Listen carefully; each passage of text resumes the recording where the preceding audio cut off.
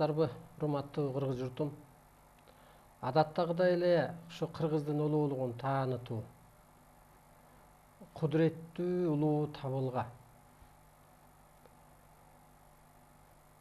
көпчүлүккө түшүнүктүү болуш үчүн азыр адамдын жан дүйнөсү аябай жабыркап калганда, эс тутуму да начарлады. Мындай улуу сөздөргө түшүнө албаган адамдар бар, түшүнүп кетип аткан адамдар бар, биздин астыбызда өсүп да бараткан адамдар, бизден өйдө бийик өтүп бараткан адамдар бар. Ошентсе дагы мындай жөнөкөйлөштүрүп түшүндүрөйүн. Алейди эле элестетели, бала төрөлгөндө тили ооз жок, төрөлөт. Анан мезгил өткөндө аң сезим пайда болот, тили чыгат, жөндөмү пайда болот. Анысыңандай ушу адам жаралганда дагы тили ооз жок жаралып, турмуштун мукташтыгынан сөз чыгып, турмуштун мукташтыгынан эволюциялык этаптарды басып өткөн. Палатка ойлоп тапты дейбизби, от жакканды үйрөндү дейбизби, же акташтарды чапкылап, же түтөтүп түтүнөн үйлөп от кылыппы, айтор ушинтип отуруп көптөгөн кылымдарды, көптөгөн доорлорду, көптөгөн системаларды, байгедей капитализм, социализм, ага чейинки ар кандай Рим империясыбы, Осман империясыбы, Чыңгыз хандын заманыбы, Манас бабамдын заманыбы, айтор биз көрбөгөн, тарыхта калбаган, жазылып калбаган дагы бир замандарды басып өттү. Миллиондогон жылдар жашады. Ошентип отуруп 21-кылымга чейин бүткүл адамзаттын аң сезими ааламга жарактуу өнүккөн эмес. Ал муздактан бери басып өткөн кылымыбыз, ойлоп тапканыбыз, тапкан техникабыз, курал жабдыгыбыз, баскан жолубуз 21-кылымда гана ушу адамдын аң сезими ааламга жарактуу өнүгөт. Кыргыз элинин жан дүйнөсү ааламга жарактуу жөнөкөй болгондуктан бул касиеттүү кылымдын кабары кыргыз элине келип түштү. Ушул күнгө чейин адам өзүн тааныган эмес, же болбосо Аллахка сыйынуу, ааламга, Аллахка сыйынуу керекпи же сырдашуу башка маселеби? Ааламга сыйынуу бул бир беткей көрүнүш. Ал эми сырдашуу Кудай менен баарлашканга барабар. Аалам сыйкыр кереметтерин кеңири түшүнбөй туруп эле, жөн эле сыйынуу бул жеткен маңкурттук, айбансымал сезим. Сырдашуу бул сыйкыр касиетке ээ болуу, а сыйынуу милдет кылуу жан дүйнөнүн жардылыгы. Ооба, таарыныш жок, бүгүнкү күндө көпчүлүк сыйынып атат. Намаз окунуп атабы, чокунуп атабы, мазарга сыйынып жүрөбү? Айтор таарыныш жок. Бирок аалам сырын билбей келгендиктен сыйынып келген. Мына ушу 21-кылымдын башында касиеттүү кыргыз жергесине, Алай тоосуна ушу адам, ааламдын ээси ким экен дегенде, мына ааламдын ээси мына булар экен. Биз бул жерде жашасак, адам ата жетинчи дүйнө ээси Алладан кийинки эле. Адам ата көрүнүп Алай тоосуна, бир карапайым эненин көзүнө көрүнүп. Анан илим аян байланыш берди. Байланыш бергени да кызык, кадимкидей эле көрүнүп, 3 күндөн кийин саат 11-де келем деп, адамзат үчүн илим жазылат деп көздөн кайым болду. 3 күн тобосуна жанып, түлөөсүн берип, даярданып, кагаз ручка алып барса, 20 мүнөт кечигип анан адам ата келинди. 98-97 так берилбей калыптыр ошол. Бир китепте 98 деп жүрөт, жана орустар айтканда 97 деп. Ошондо мына 20 мүнөт кечиккени 20 жылга айланды. Эми мына өтө түшүнүк, ошол сиңирүү болду. Ошентип ааламдан, Алладан кийинки аалам ээси адам ата көрүнүп илим берди. Эмнеге ошо биз ааламга сыйынып жүрүппүз, ааламды тааныбагандыктан. Алты катары аалам бизден бийик дүйнө. Жерде жашап өткөн эле адамдардын рухунан түптөлүптүр. Биздин ата тектин арбайынан деп айталы адам ата обоне баштаган. Пайгамбарлар, Манас баба, чоролордун, энелердин, Умай эне обоне дегендей. Курманжан датка эне дегендей. Ааламдын ээси ким экен? Адам ата экен. Адамзат үчүн Алланын астында адам ата жоопкер. Демек, ааламга сыйынуу эмес азыр сырдашып сыйкыр касиетке ээ болуп атат. Бүгүнкү күндөгү ааламдын каалоосу. Бүгүнкү күндөгү аалам ээлеринин каалоосу, орустар айтат го высшие силы деп, көптүк түрдө. Ансыгандай биз дагы аалам ээлери деп сүйлөйлү. Ээлердин каалоосу ошол өзүнүн деңгээлине адамзатты жетишин каалап атат. Ата деле баланын өсүндөй болушун каалайт го, атадан артык ул атадан менен тең ул дегендей. Ошентип адам ата көрүнгөндөн кийин аябай чоң энергия, нур төгүлдү. Мисалы, кут келди, мындайча айтканда, кут түштү. Атаң үйгө келсе деле кут түшөт го. Кубаныч, небере оюн, үй толтура дегендей. Бакылдаса бул ааламдык.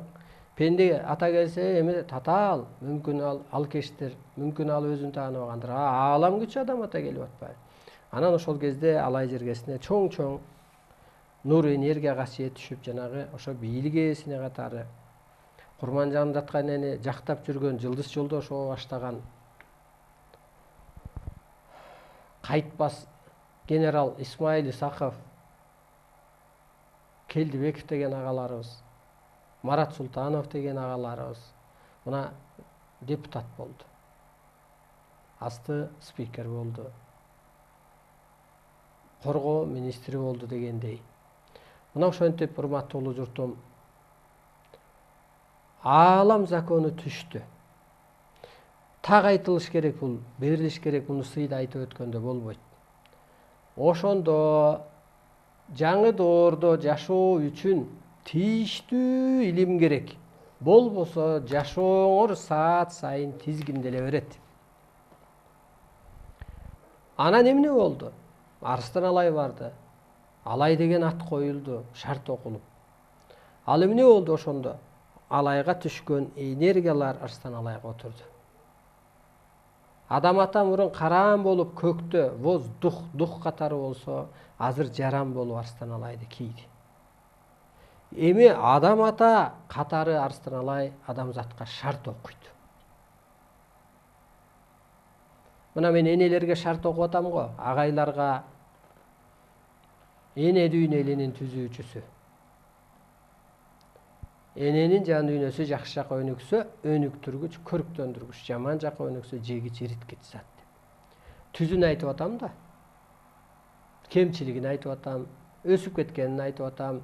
Чындыгында кыргыз улуу деп улуулугун айтып атам. Ансыгандай, урматтуу журтум, бүгүн да өтө катуу чындык. Бул жерде эмне деп берилет ааламда? Кимге найразычылыгыбыз бар азыр? Адам атага, ата тег арбайга, Кудай Таалага, Теңирге, Аллага найразычылыгыбыз жок. Берди.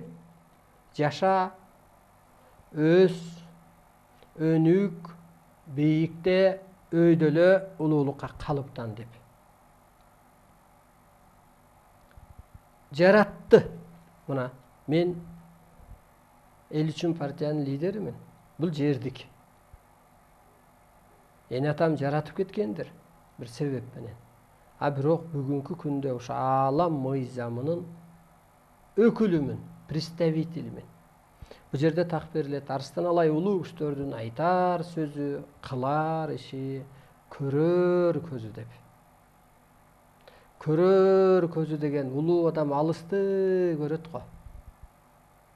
Улуу адам утурумдукка иштебейт го, улуулукка иштейт го. Мына алысты көрүп айтып атам. Ошон үчүн урматтуу журтум, мындан ары ушул мен ааламдын сөзүмүн. мен табияттын өзөгүмүн дегендей, улуу кыргыз чыныгы сөздөр, чыныгы иштер, чыныгы күчтөр менен гана сакталат. Сизди чыныгы күчтөр гана сактайт. Ата тегиңдин арбагы колдосун деп коет илгертен. Чыныгы күчтөр гана сактайт. Сени сотуң, жакының, байлыгың, бийлигиң сактабайт. Сени жалган айткан айлакерлигиң сактабайт. Өзүңүздөрдү бошураак алып отуруңуздар, өзүңөрдү бошотуп, аалам сабак убагында энергия өтөт. Калыптануу болот, операция болот, дене турпатта. Өзүңүздөрдү аябай бош кармап отуруңуздар.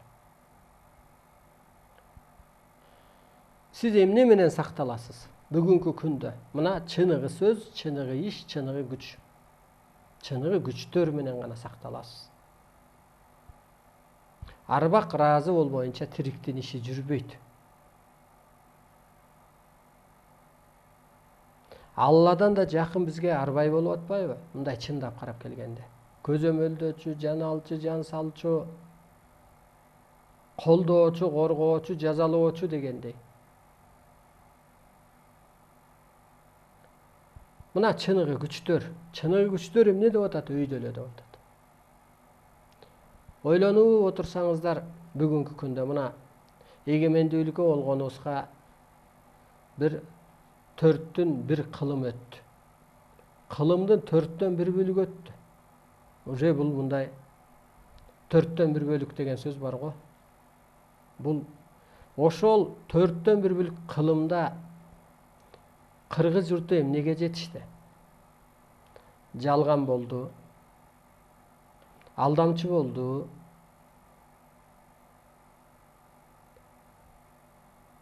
сойку болду, кошоматчы болду,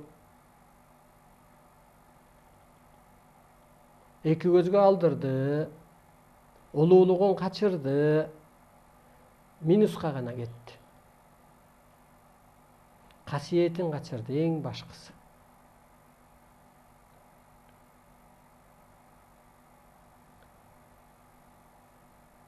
Оорукчан болду. Үй салсаң үй салгандырсың, үй жерде калат го. Жылтырап кийинсең кийингендирсиң, кийимиң жерде калат го. Чачыңды кырксаң кырккандырсың, кашыңды узарткансаң узарткандырсың, пенде корпусуң жерде калат го.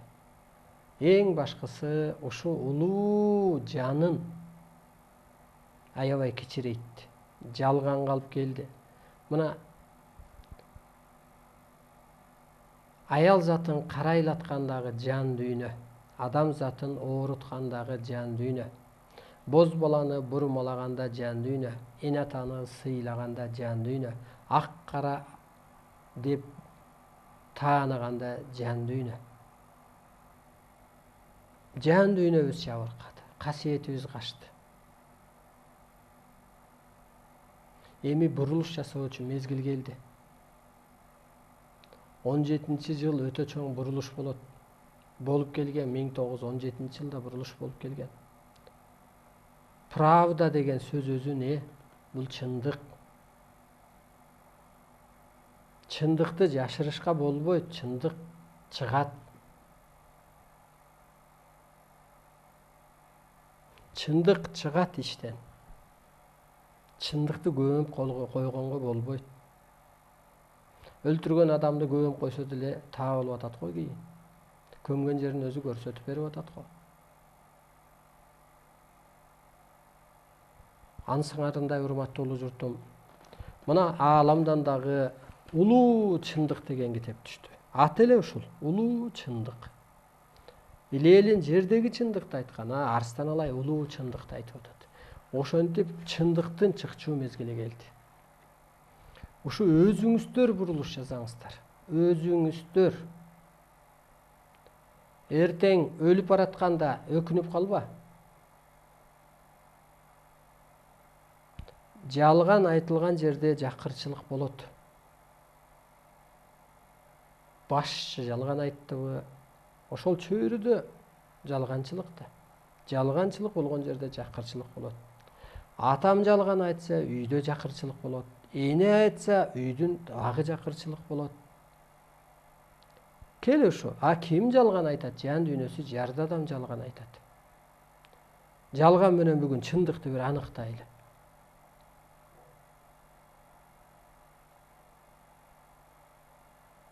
Жалган шайлоону өткөргөн го эки падыша деле. Кайра өзүн көрсөтүп, жалган бюллетендерди санап, жалган жерде бир эки адамды алдаса болот экен. 1 жыл алдаса болот экен, 3 жыл алдаса болот экен, 6 жыл алдаса болот экен, 7 жыл. Түбөлүк алдай албайт экенсиң да. Жалган бюллетендер саналды эле. Бир күнү отурган ордунан кубаланып кетти го. Баягы бюллетендердин жалганы башына тийди. Бүгүн бирөөлөр асфальт жеп алды деп айтылган го. Ошолор пул чачып атат.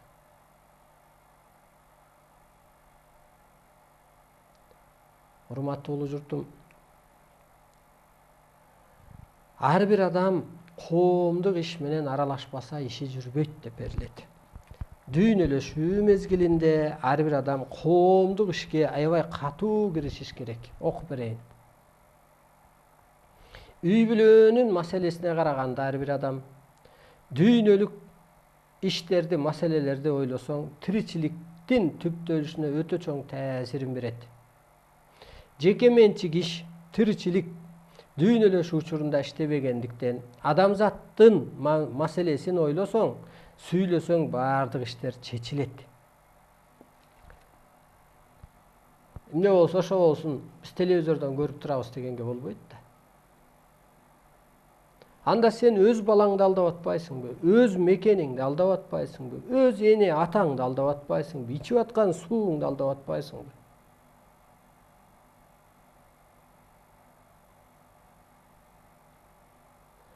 Алтын доорду куруу үчүн адамзатты ошол эски түшүнүк жалганчылыктан, сойкулуктан, алкештен, түрмөдөн, больницадан сууруп чыгуу үчүн жоопкерсиң да.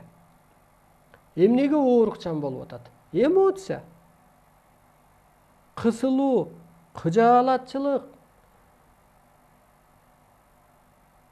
Бийлик утаган караса жалган айтып атса, диниңен да бир чындык көрбөй атса, көзү ачыктар такыр эле экесе алдап атса, үйгө барса кысылуу, кыжаалатчылык болсо, кейиш болсо, анан ал адам оорубай эмне кылат? Кел сууруп чыккыла ошолорду. Мына улуулукту сүйлөп калсынчы, унутуп калат ал, эмоцияны унутуп калат. Энергияга өтүп кетет.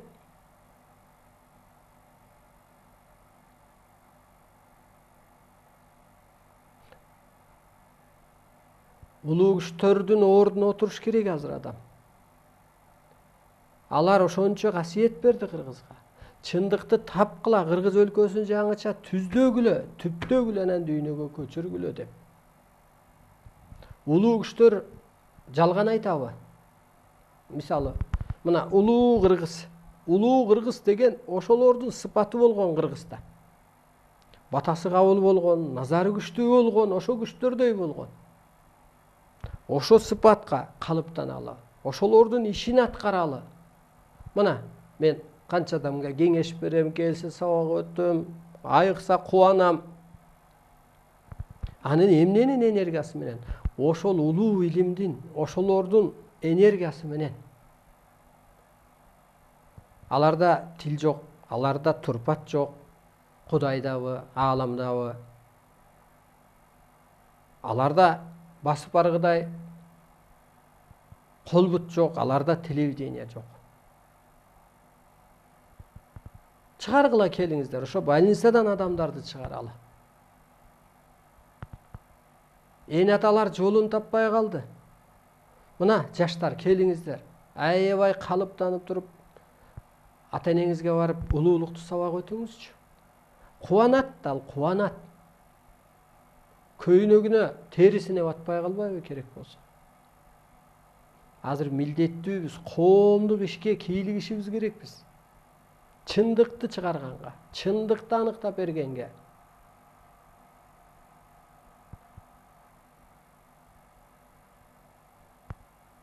Жалганчылык өзү бүттү, бул жерде так берилет.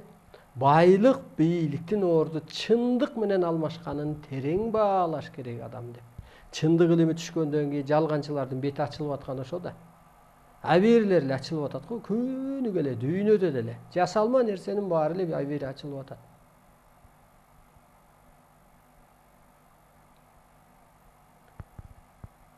Мына бүгүнкү күндөгү жетишкен медицинабыз айыктырса айыктырат эле, таянган.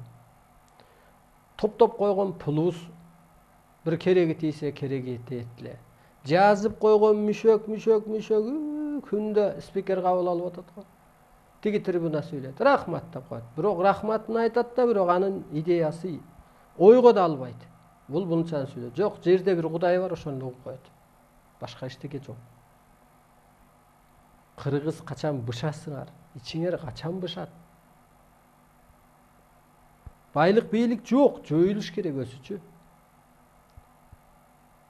Чындык чыгыш керек, чындык.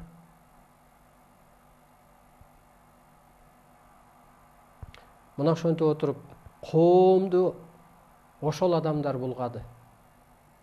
Коомду ошолор бузду. Жалган дүйнө өкүлдөрү.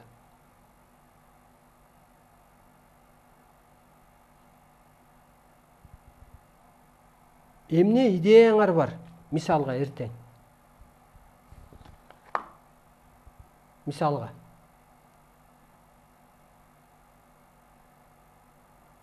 Мына биздин Эне Сай конушунда свет 7 тыйын эмес, 2 сом 80 тыйын менен жашап атабыз. Эмнеге? Анткени ал Абдулдаев курган үйлөр. Анын бийлиги жок. Ал бийликке кошомат кыла албайт. Светтин ээси ким бүгүндө? Ким курьербейт этип атат, кимдин баласы иштеп атат светте? Ким каяктан канча калып сатып атат? Ошолордун кызыгына кетип атат элдин чөнтөгү. Көрдүк мына 7 тыйындык светти көрдүк. Көрдүңүзбү, жалган нерсе ушинтип орундалбайт. Урматтуу улуу журтум, кел бир жалганчылыктан өзүбүз чыгалы. Кошоматчылыктан чыгалы. Көр албас деп атпайбы? Көр албас деген эмне деген сөз дегенде, көр дагы жийиркенип ушул турпатты алгысы келбейт экен жерене. Көр албас күнү жа тиги өлгөн же көмөргүнү кар жаап, борошон болуп, каскан көрүнөн таш чыгып, ооракерчилик болуп, ушинтип эле экен деп.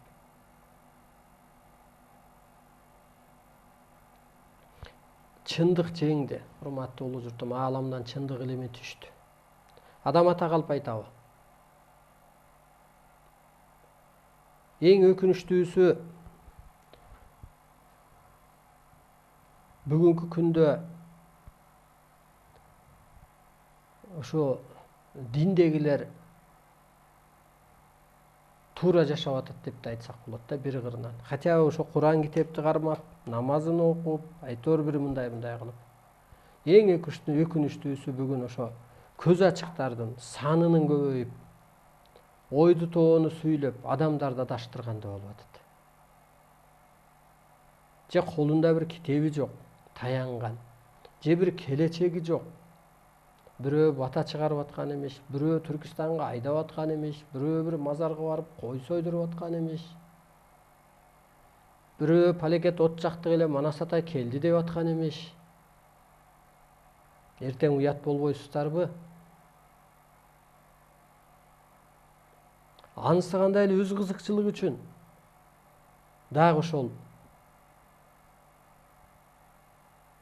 бийликти бетине жабынып алып, ошону карманып алып, бирөөнү бошотуп ийем деп, бирөөнү соттоп ийем деп.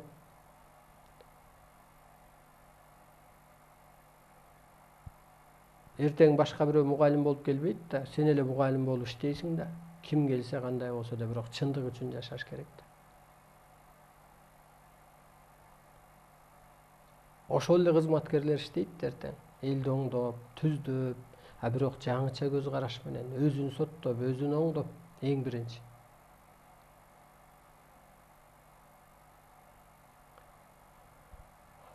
Менин кубанганым ушул кыргыз жергесине ошо куттун түшкөнү, кудуреттүү улуу энергиялардын түшкөнү ушул аябай кубантып атат. Ошого биз калыптанып алганыбыз, ушунча сиңирип алганыбыз. Мен ушу журналисттер менен сүйлөшүп калам. Анан ушул сөздөрдү айтам да, аалам мыйзамы жеңди, адам мыйзамы жеңилди, силер капа болбогула, мындан ары адам акылы эч нерсени чече да, жетектей да, токтото да албай калганы ошол. Десе, мен байке биз журналистпиз да дейт. Эмнени көрсөк ошону жазып атабыз да. Чын эле эмнени көрсө байкуш алар жазып атат. Ошондуктан кыргыз элкесине кара күч менен башкарган эскиче саясий бир президент керек эмес, багыт көрсөтүүчү адам керек. А эл өсү менен өсүп кетет, өйдөлөп кетет, жолун таап кетет. Жалганчы көз ачыктар керек эмес, кысыш керек анын баары. Ары кандай эле түр-түрлөгөн агым диндер келди, аларды жоюш керек. Башаламандык болуп кетпейби анда? Ары кем эле өз саясатын келип жүргүзө берсе, баягы разделяй и властвуй дегендей, бөлүп анан башкарып. Башкарылбай калат да, үй бүлө үчөө үч нерсени сүйлөп атса, үй бүлө кайдан биригет? Айыл кайдан биригет, алтыга биригет, тиги бөлүнүп атса. Түпкүлүгүбүз улуу чындык жеңет, урматтуу улуу журтум. Ушу жаныңар улуу дүйнөдөн келээрин, улуу дүйнөгө кетээрин, жаныңар ушул дүйнөгө бир кызматка келээрин билсеңиздер, ошондо бир чоң, ошону бир эстесеңиздер, ушуну бир кайра оюңуздардан, көкүрөгүңүздөрдөн өткөрсөңүздөр, бир чоң бурулуш болот. Жаңы доордо кандай жашаш керек адам? Эски түшүнүк менен, эски иням менен жашаган мамлекет, жер, эл банкрот болот, ар тараптан кырсыгат.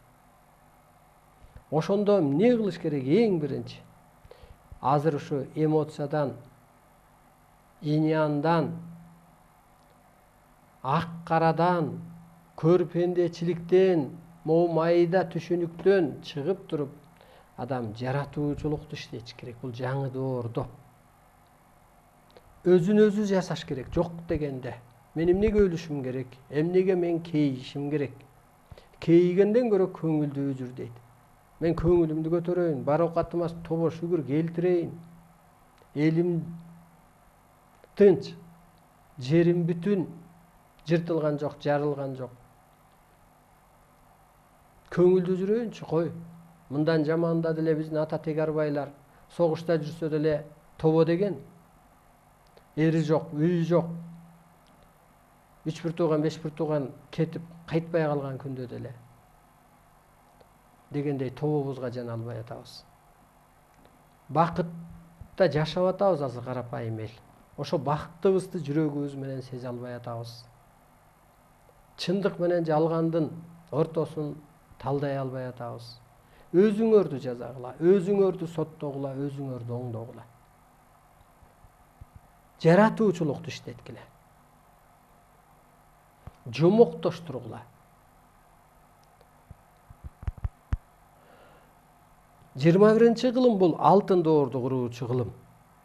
Эволюция доору аяктап, энергия доору башталды. Ошол доордо жашоо боштондугу келип чыгат. Адамдын өзүнүн укугу өтө бааланат. Бул кандай деген укук? Биз өзүбүздүн укукту билбей келгенбиз. Ушу жаратууга да мүмкүн экенин. Жараткан го, мисалы, батасы менен жараткан, назар салып коюп жараткан, көзү менен жараткан, сөзү менен жараткан касиеттүү адамдар.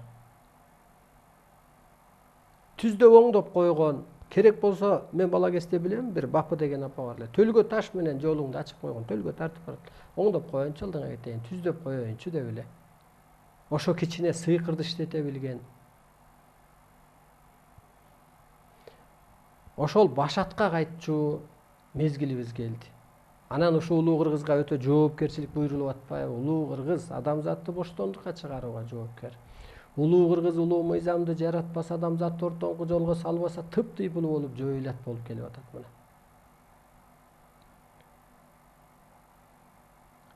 Элдин камын көрүп эле атабыз. Көп эле адам бийлиги жок эле көрүп аткан деле адам бар. Өткөндө ошо нарындык туугандарыман звонок болуптур. Астында балдар айтты. Кошула албай калганбы, же өзүнчө сүйлөш дегенби? Нарындагы биздин менин заправкам бар. Ошонун ордун спорт салмак элек. Бошотуп бересизби? Макул, бошотуп берейин. Бирок башка жер бергиле, заправкамды көчүрүп кетейин. Менин жерим эмес, ал Кудайдын жери. Элге керек болуп атабы? Берели. Жок, азыр сотко берип атыптыр. Ошо сот,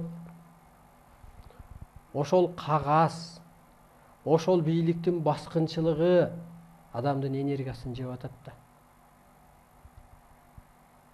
Биринчи келишкенде ойлоноюн дедим. Бир 5, 10, 20, 30 күн ойлонуш керек. Күндөн күнгө өсүп бараткан адаммын, ыйманым келип атат, сыпатка отуруп атам. Жаштар болуптур.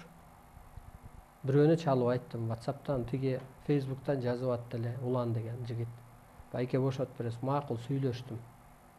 Бошотуп берейин. Кийин губернатор Аманбай айтат менин балдарыма.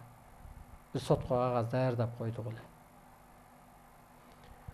Ошентип урматтуу улуу журтум, өзүбүздү өзүбүз тебелеп атабыз.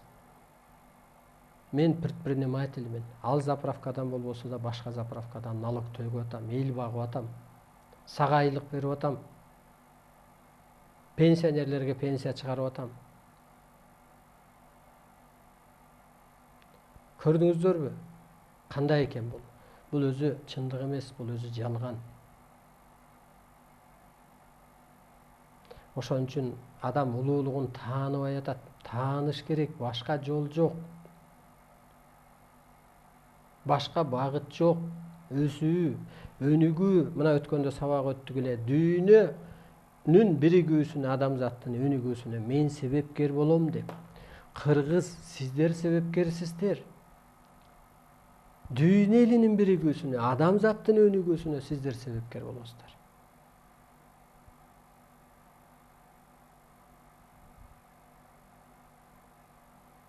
Улуу чындык жерге түшкөндүктөн Кыргыздын таянаар эң чоң керемет куралы бар. 4 ал. От, суу, таш, аба. Башаттан эле ушул 4 керемет күчкө кыргыз сыйынды дейбизби, сырдашып, пикирлешип, иштешип келген. Иштете билген. Мына жолдон келсе, суунун башынан айлантып төгүп, ооруп калса, отко ташты ысытып, учуктап, жаман түш көрсө сууга айтып, талканын сапыраарда ышкырып, шамалын чакырып, душман келгенде, кыйын күн болгондо жамгырын жаадырып, кереги убакытта. Анын сыңарындай азыр ушул Кыргыздан улуулук сыпатка калыптангандар дүйнө элин бириктирүү үчүн, ушу улуу илим менен өнүктүрүү үчүн дүйнөгө ушу 4 керемет куралды жөнөтүп атат. Кече эфирде көрсөтүп атат дейт телевизордо дүйнөдө. Европа в огне деп. Бул жерде берилет табият, жер адамын кыргыз журтуна табыгы илимге багындыруучу көсө, от көсөгөн, жан дүйнөлөрүн ойготуучу, жазылуучу сабоо.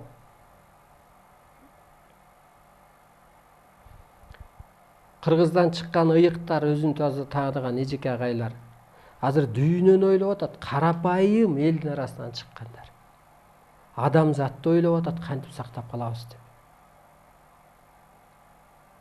Кыргыз бүттү, ойгонгон ойгонду, өскөнү өсүп баратат, изилденген изилденип баратат. Азыр адамзат үчүн ойлонуп аткан адамдар бар. Асманды, ааламды кантип сактап калабыз, табиятты кантип сактап калабыз деген адамдар бар. Жаңы доордо батыш башкарбайт. Эмнеге?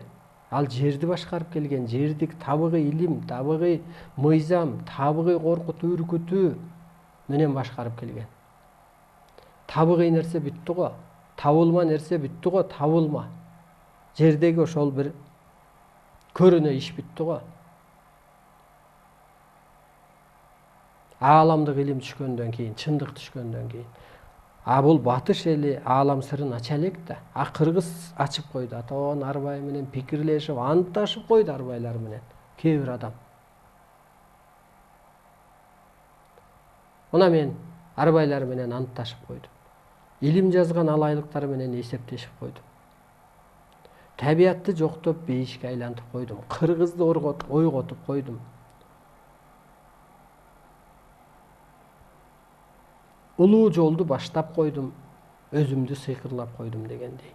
Анысы кандай адам да ошондой бир деңгээлге өтүш керек.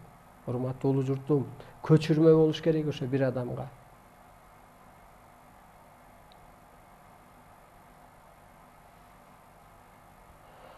Кош ой дегендей оюбуз кош дүйнөдө болгон адамдар бар, аябай өсүп алган адамдар бар эл арасында. Ошолор эле эми улуу Ленин жол башчы дегендей эле улуу ошо жол башчылар. Мына ошо кыргыз журтуна аябай көп милдет ыйгарылды. Мына кыргыз журтум мактап да койсок болот. Улуу кыргыздар ошо жер ааламдын түбөлүктүү түркүгү. Караңызчы. Улуу кыргыздар бул өзүн тааныса, ааламдан түшкөн түгөнбөс нур керемет. Улуу кыргыздар бул улуттарды уютуучу, өзүнө окшоштуруп уютуучу, алтын доорду куруучу купуя бир сыр сандыктар. Улуу кыргыз ушу чыгыш батыш элин бириктирүүчү бир чоң жол.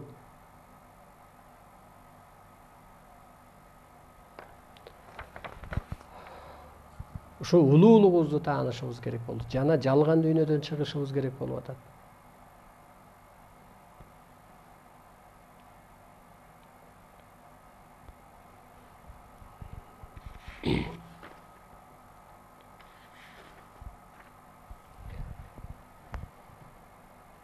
Акылга берилип алган адамдар бар. Акылга берилген адамдар сезим туюм иштебейт. Түш көрбөйт алчы. Түш көрсө бир башаламан көрөт. Көз карашка алдырып алат. Анан ушу кантип болсун деген гана. Ошол бул пендечилик жашоонун өкүлү ошолор. Алар өсө албайт, алар алтын доорго өтө албайт, ал боштондукка чыга албайт, ал улуулук унчукпастыкка өтө албайт, урматтуу улуу журт. Карапайым эл азыр алтын доорду курууга жоопкер. Боштондукка чыгарууга, адамды боштондукка чыгарууга. Унчукпастыкка өткөрүү, могу улуу күчтөр унчукпайт да, бирок бийлигин жүргүзөт. Ушул сыпатка өткөрүү. Улуулукка өткөрүүгө, ушу өлбөстүккө өткөрүүгө, оору сырткоодон куткарууга, духун көтөрүүгө ар бир адам жоопкер. Мына энелерге берилет. Эненин же аялдын амалы кыркешекке жүктөп коет го илгертен. А бул жерде да так берилет. Эркек кыйынсынганы менен аялда баары бир амал көйлөлүк басымдуулук кылат. Эне же аял утуп кетет делет. Азыр ушу ар бир аялга ааламдан келген бул сезим туюмуш дейт экен да, сыйкыр кереметтин ээси экен. 600 килограмм амал берилди, сыйкыр кашага. Аны эмнеге иштетесиңер дегенде, бирөөгө башыңа иш түшүп калса, расписка жазып, алдап акча алып кетет го, амалданып айлы кеткенде.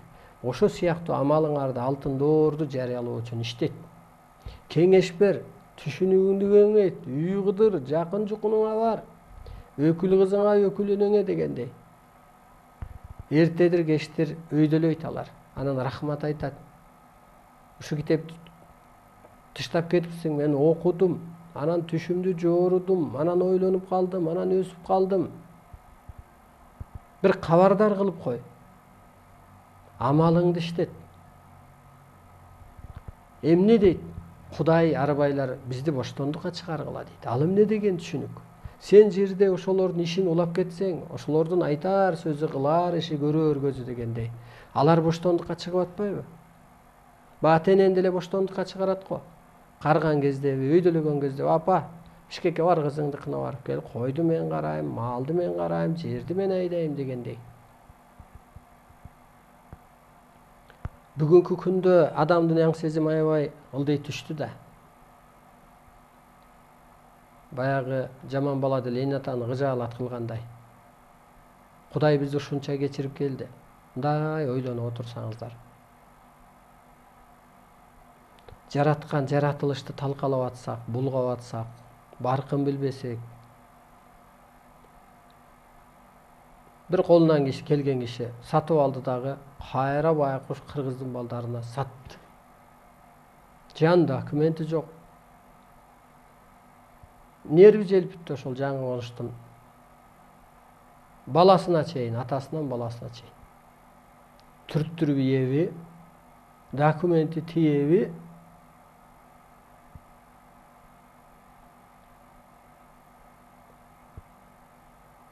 Ушул элге жакшы жасап аткан жакшылыгыбыз. Оорукчан болду ошол жер. Бир түндө адам ооруп калат.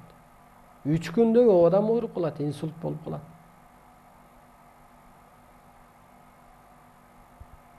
Кагаз көп. Трансформатор коюлган, эмдегиче өткөрүп ала элек. Север электр. Колубузда бир свет бар, аны да элге татаалдаштырабыз, азап. Ага караганда өлүмдөн кутулам деген справчукка чогулт десе ошо жеңилирээк. Иш бүтүрөйүн десең, эки өмүрүңдө жашап өтсөң, таппаган пулду сурайт азыр. Ушу чындыкпы? Жоюлуш керек да мындай нерсе өзү. Канча бир адамдын тагдырын бурмалоо бул өзү чындыкпы? Бир жан, бир бийлик үчүн. Зыян нерсе болуп атат, аны ыргытып үйдө. Не кереги бар андай нерсе? Жеке башыңа иштеген, элдин кызыкчылыгы жок. Карапайым эл кайра Кудай да, жердеги Кудай карапайым эл. Теңирден тетирик еттиң дейт, кубадалашып туруп артка кеткенде. Жердеги теңир да алар. Ой, байыркы кыргыз ошо жүдөгөн үйгө келсе ошону, ошо менен кокуй бир бут келди, кут келди, ошо менен бир Кудай келди, бул Кудай конок экен деп, акыркы малын союп коноктоп атпайбы, баласына бербеген, өзү ичпеген ошонун астына коюп. Ушунун назарынан калбайын, кокуй ушул кичине найразы болуп кетип эртең кутум учпасын, сынап келгендир. Бул назары күчтүү адамдар, ошо энергиялык касиеттүү адам ошентип кырсыгат да. Кана урматтуу улуу журтум, чындык кана. Мына биздин, мен 2011-жылда кол топтогон 40-50 мен президентке баратканда. Анда да экзаменден өткөн. Азыр да топтоп атат. Бул мен үчүн кенен эле иш, жөн эле иш, оорчулугу деле жок. Ошо карапайым элдер бар, ошо менден илим алып айыккан эжеке агайлар барып, агай, элдин ниети бузулуптур.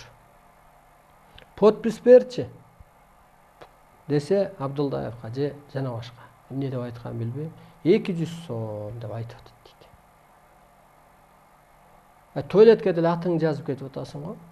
Баланчанчы жыл деп мисалы. Сага бирөө келип атат айлана. Алтын доордон каттоодон өтүп атасың, бул Абдулдаев деген алтын доордун ээси, башчысы. 200 сом менен кайсы тешигиң бүтөлдү? 5000 сом берер эртең кайсы тешигиң бүтөлөт? Ким акча үчүн иштесе ачыкка калат деп берилет ааламдан.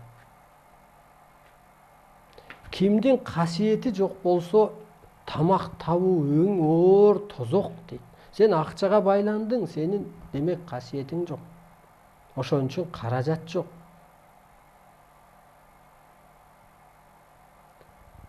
Урматтуу улуу журтум, адамда изилденүү болуш керек да. Турбаш керек да адам бир орунда. Бир орунда туруп калсаң, сенин мозгиң иштебей калат. Унутчаак болуп баштайсың. Жок дегенде ыр жат да. Жок дегенде бир нерсе оку.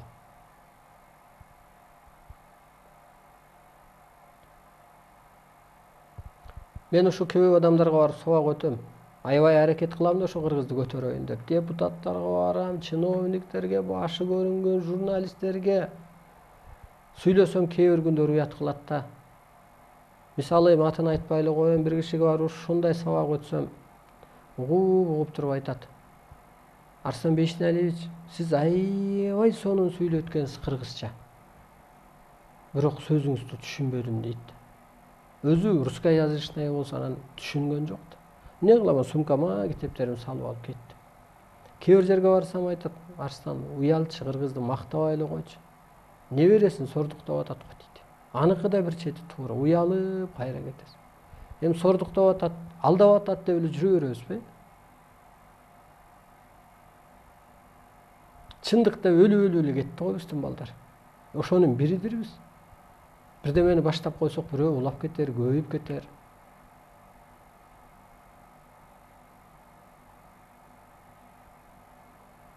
Учур чакка карап ылайыкташтырыш керек да. Кызыл китебин бергидей болсоң бер. Болбосо түшүндүр. Ал жерге расход кетирип койду да, эң жаманы. Анысын сарап бер. Момча жыл момундай болуптур, эми көч, мен сага этаж үй берейин, ошол жака салалы, бул жер бузулат, өзү туура эмес, чөйүлүп кетти, жайылып кетти. Бирөө огороддун буягына, бирөө тиягына мындай жол салып алды, мунун баары иреттелиш керек. Кантип түшүнбөсүн? Мына урматтуулуу журт, жалган. Улуу адам жалган айтса, үйдөгүнүн баары эле калпчыда.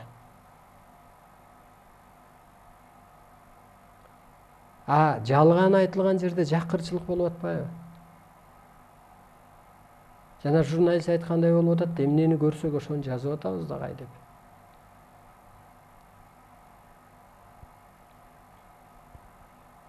Илгери жоо келсе, кылыч найзасын алып, эр жигит эл четинде жоо бетинде деп чыккан го. Азыр ачык душман жок, бирок ушунун баары душман да.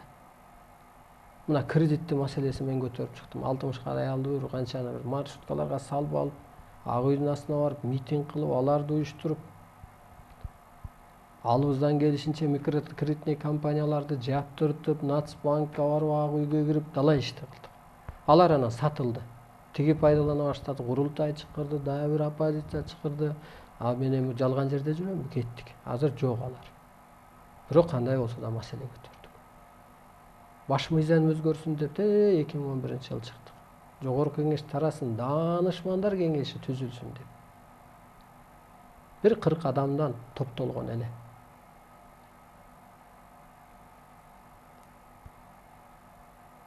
Баш мыйзам өзгөрсүн, кыргыздын идеология менталитетине каралсын, учур чакка карап ылайыкташтырылсын деп. Ошол көсөм деген ошол. Из калтырып койдук. Бирөөлөр андан кийин иштеди, ооба. Жакшы да ошо өзүнүн сөзү кылып сүйлөп атканы. Кантип уктайсыздар, урматтуулуу журтум? Өз балдарың келип алып өзүңдү ала салдырып атса, өз балаң келип өзүңдү алдай берсе, туталанасың го. Сен жок, барыңан жогуң жакшы дейсиң да.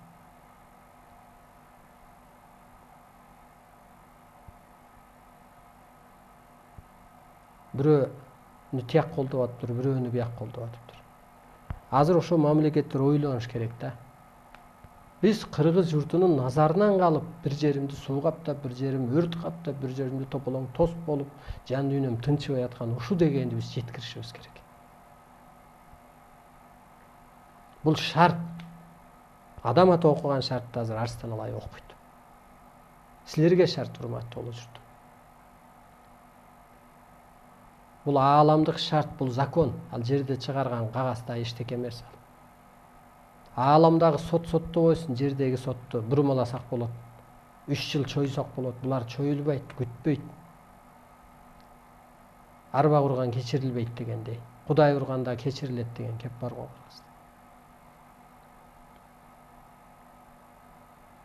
ичте күч сүйлөйт, клетка сүйлөйт, ичтеги дил сүйлөйт. Мен үчүн жеңил эмес ушунча нерсени алып, сиңирип, элге берип, эмне деп берилет ааламдан? Карапайым элден кутулдуң, эми сага эл карыз деп берилет.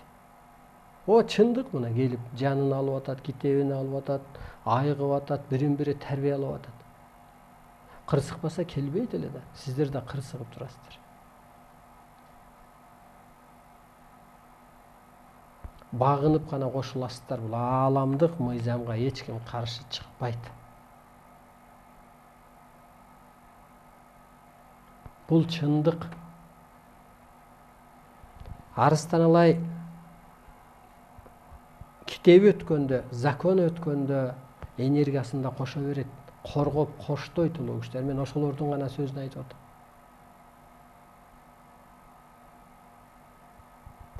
Оппозиция чакырса да барам мен. Кичине түшүнүгүмдү берем. Журналист чакырса да берем, түшүнүгүмдү берем. Журналист бурмалайт. Мындай клипин ойлоп табат да. Ал эмне? Балекетиптин балекети. Уят.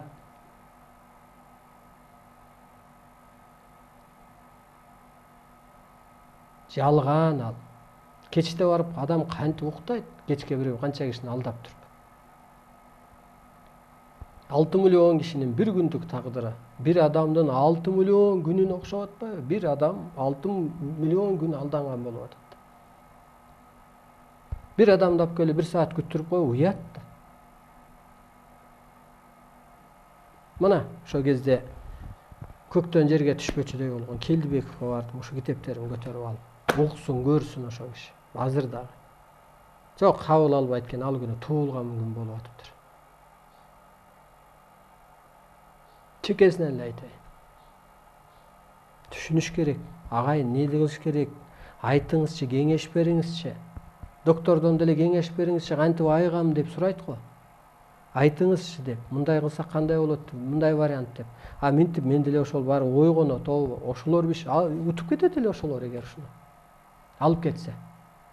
Улуу күч колдоп берет эле, кырсыкпайт эле, аты чыгат эле, даңкы чыгат эле.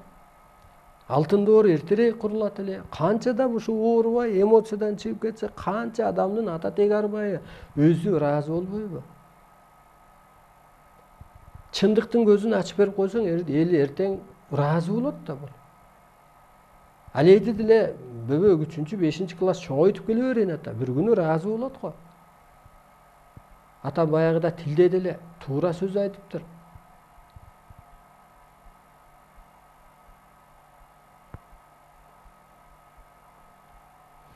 Ошентип аалам сыры ачылды, урматтуу журтум. Сизди да бир күч кийип сүйлөтүп атат, сизди да бир күч киши күйүлөнтүп атат. Сизди да бир күч кысып атат, жана энергия кысып койду деген ошол. Ичиңиздеги жан чоңоюп кетти, башка бир түшүнүккө өтүп кетти. Ушу улуу сыпатка отуруңуздар.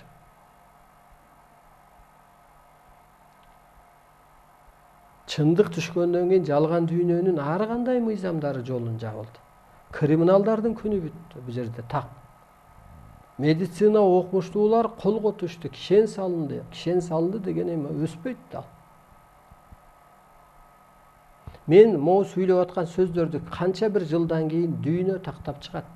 Анан ошондо айтанасыздар, муну Абдулдаев эч агыл айтып койгон. Ошону эле айткан 140 эмес ал. 100% эмес.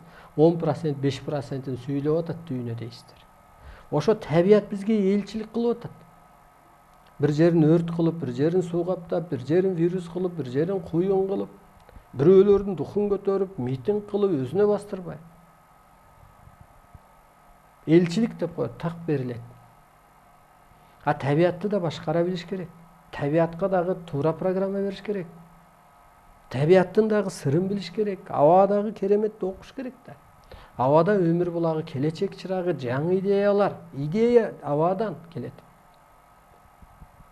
Тазалык булагы, арбайлар, мазар ээлери бар дегендей абада бир чоң кереметтер бар. Аба азыр эле психологияны бузуп, балдар муну өлүп атат да заматтын ортосунда. Абадан психологиясы бузулуп, эт аштаган тамдардан секирип атат го.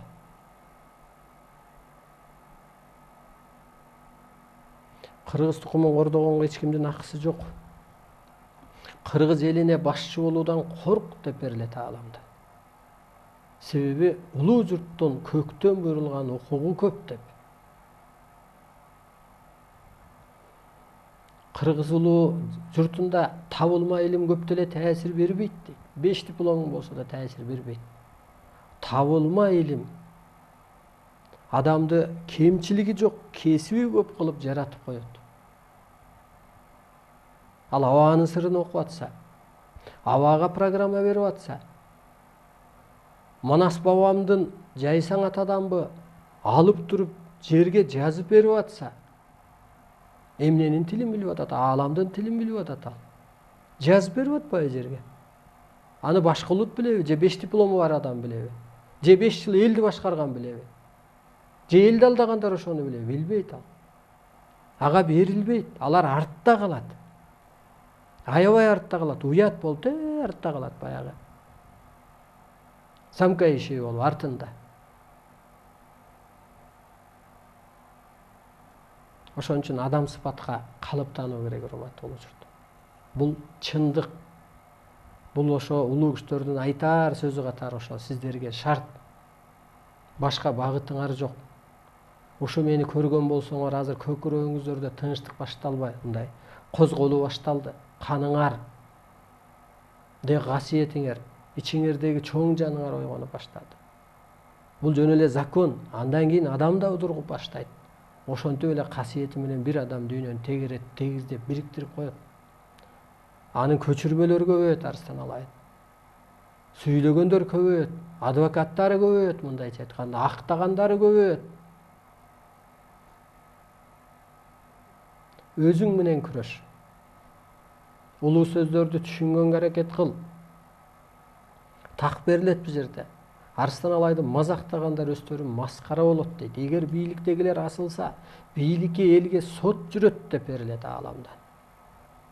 Биз көктүн гана сөзүн сүйлөп атам мен, урматтуу журт. Ага да эрдик керек, ага да дух керек, ага да ишенич керек, элди бурганга да дух керек. Көкүрөгүн ойготконго, башкарганга, багыт бергенге да дух керек. Бизге бөлүнгөн убакыт соңуна чыкты. Урматтуу журтум, ошо тема үзүлбөсүн деп, кээ бирде ошо тема үчүн телефондорго да жооп бербей атабыз.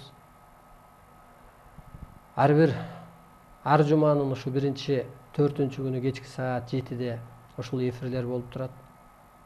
YouTube'дан кээ бир адамдар издеп, кайталап көргөндөр бар, мугалимдер, мындай өсүп аткан адамдар, врачтар дегендей. Карапайым элдер Арыстан алай кут көрсөтүүсү деп кирип, андан көрсөңүздөр болот. Менин байланыш телефонум 706 988 188. Жан дүйнөңүздөрдө ачылыш, өзгөрүү, козголуу болуп, чындык иштеп, өзүңөр менен өзүңөр, мен күчүм бар деп өзүңөргө айтыңыздар. Өзүмдү өзүм соттогонго, оңдогонго күчүм жетет деп өзүңөрдү соттоп жана жалган жаңыңыздарды өчүрүп, коомдук ишке алтын доорго киришип, утушуңуздарды алып алыңыздар.